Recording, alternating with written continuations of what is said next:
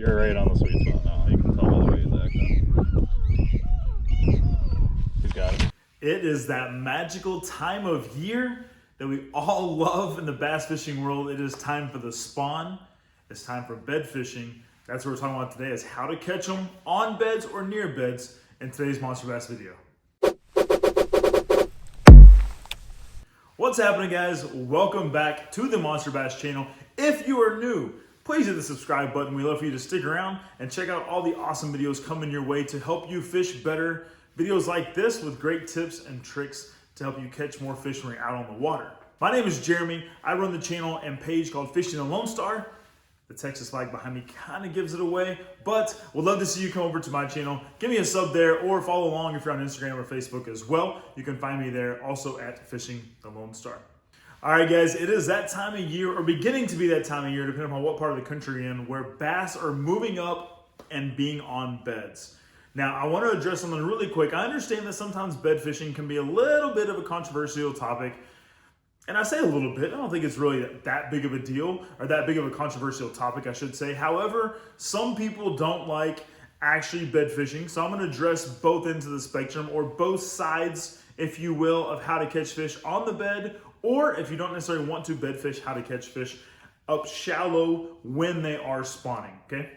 For those that may prefer that versus actual bed fishing. So we're going to talk about two different techniques of how to catch fish this time of year when they're up shallow, either on the beds or near or around the beds, how to get them to eat. All right, so that's what we're breaking down in today's video. So the first technique we're going to discuss is the Texas rig. Now, whether that be a crawl, some type of beaver style bait, like the missile baits, Baby D-Bomb, or any type of crawl, that's usually your go-to, all right? And I normally prefer a darker color or a white color, okay? You kind of want either end of the spectrum, and that is so that you can actually see the fish on the bed. Now, let's talk a little bit about, before I get into the specifics of the gear, let's talk about what it is that we're actually talking about, okay? In case you're new to it, that's why this is called Bed Fishing 101. Okay, this is the beginner video. A fish's bed, what will happen is they'll come in and clear out a section that's usually about that big around, and you can normally see it if you're wearing polarized glasses. That is an important component, but wearing polarized glasses will help you see into the water, whether you're bait fishing, kayak fishing, or boat fishing. And what you're looking for is, for the most part, a discoloration or a lighter color on the bottom where the where the fish has cleared out the silt, the dirt, the rock, and some of that like pond algae or scum, and they've left an area about that big. It's usually going to be lighter in color because it's clean, all right? Now, when you're looking for this, you can normally then see a dark shadow or two shadows of fish sitting on the bed. Sometimes the water's really clear. You can actually physically see the fish itself, not just the shadow. So having a darker bait will help you identify when your bait is sitting in that clear spot, or if it's white, you can see the white bait as well when the fish actually eats it. So go with either a darker bait or a lighter or a white bait. Both of those will work really well. In this particular case, you're not necessarily trying to match forage. I'll come to that in a second in the second tip or technique.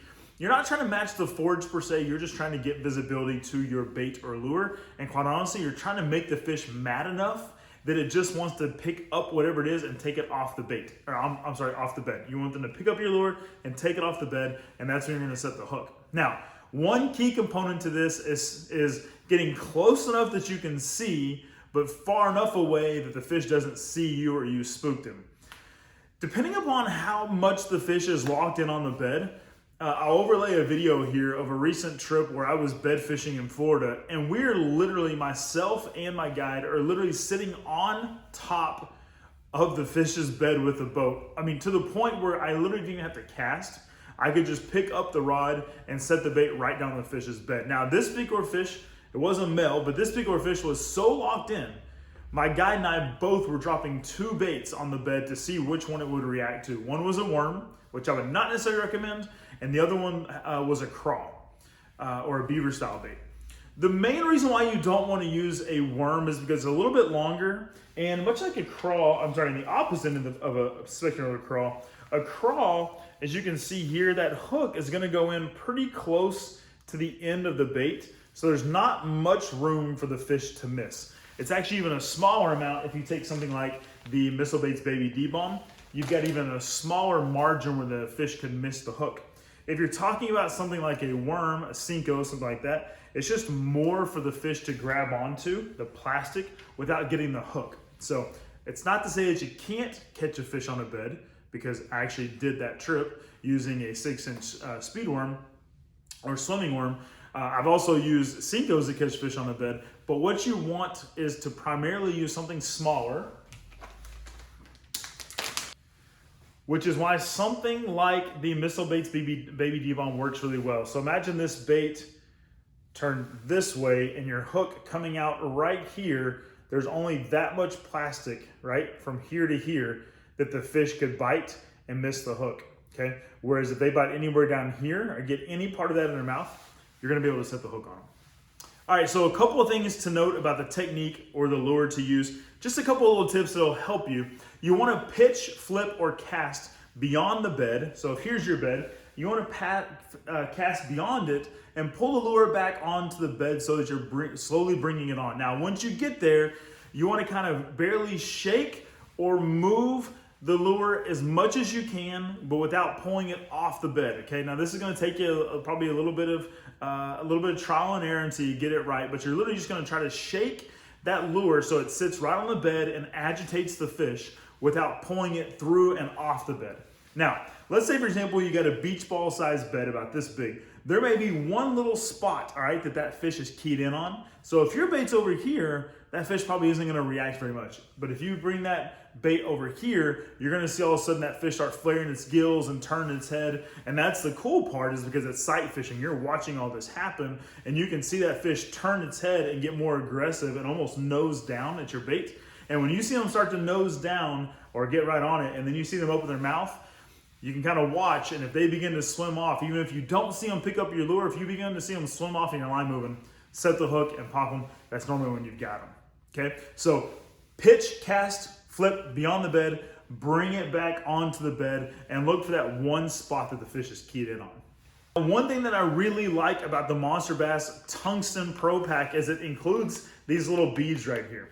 The reason why that's important, really for fishing in general, but especially bed fishing, is it's gonna allow you to create a little bit of sound.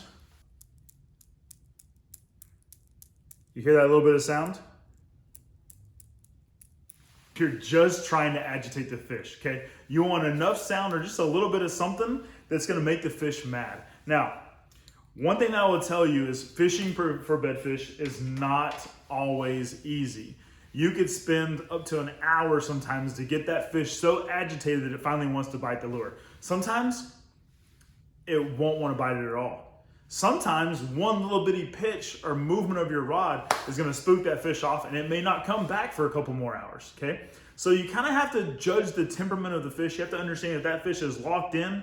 Is it locked in and territorial and gonna bite? Is it so locked in it doesn't care about your lure? Or is it so skittish that it's gonna swim off and not come back? A couple different scenarios. You kind of wanna gauge it, judge it, and move on if you need to move on.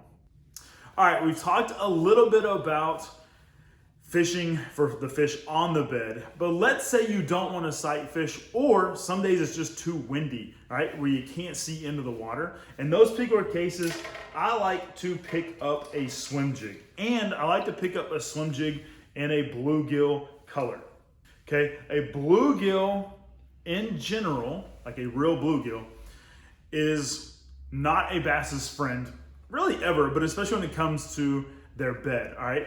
Bluegill, especially once the fry has hatched, bluegill will feed on them, and therefore the males become very territorial of the beds for bluegill swimming around them. Not sure if you knew that, but after the females lay their eggs, they usually take off. The males are the ones that stay there and guard the nest, guard the bed, and also guard the fry, and they will try to chase off any bluegill. So a lot of times, even during the spawn, but maybe just a tad post spawn, you can get a lot of bites throwing a swim jig up shallow or a swim bait, buzz bait. Any of those style of moving baits in shallow water work really well because the males are very territorial and trying to move and really attack those bluegill because bluegill are trying to attack their fry, okay?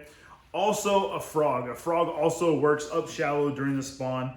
And that's what I usually like to fish for the bigger females, because a big female, if it's sitting there and sees a frog right over her head, will come up and will pounce on a frog, and they're usually some monstrous bites. So I would also try a frog during the spawn periods. If you can't necessarily see the fish, or you're not really sure but you think there could be some beds nearby, throw a frog and hang on, because there could be some really big explosions. I've caught some of the biggest bass that I've caught on frogs during the spawn. It's one of my favorite lures to throw. Now real quick, the gear when it comes to bed fishing, throwing a crawl style bait, you want to use a medium heavy to a heavy rod. I like a fast action because you want something that you're able to set the hook on. And I would say somewhere between 14, in my case I've got 20-pound fluorocarbon. I fish in Texas around a lot of timber, so I pretty much keep 20-pound fluorocarbon on at all times. 17 works, 15 works. 14 works as well. Just be mindful of your hook set and how thick the gauge of your hook is, because in this particular case, this is a really thick hook, and I want to make sure that I'm not breaking off on that fish, right? So bed fishing can be a ton of fun, or I should say fishing around the spawn. The main lures I'm going to throw is a Texas rig on the bed. I'm going to use probably a crawl. I'm also going to use a swim jig around the beds or up shallow, because whether it's getting close to spawning, or even post-spawn, a swim jig's gonna work really well, and a frog up shallow is also gonna work great. So make sure you've got those three things tied on. And I hope this video was able to help you a little bit of things to watch out for or look for and use to help you catch some fish this particular spawn, because it's a fun time whether you're sight fishing for them or just fishing up shallow. This spawn is an amazing time to catch some really big fish and hopefully help you catch your PB. Once again, if you're not subscribed to the Monster Bass channel, make sure you do that. Hit the link below, subscribe here, hop over to Fish Lonestar, give me a sub. We'd love to see you there. And if you haven't checked out the Monster Bass Regional Pro box, it'll be linked below. Some awesome baits coming to you every single month. And we're doing our best to bring you tons of great content, all right? A lot of teachable moments and information in the booklet inside your box to flat out help you catch more fish and fish better with Monster Bass.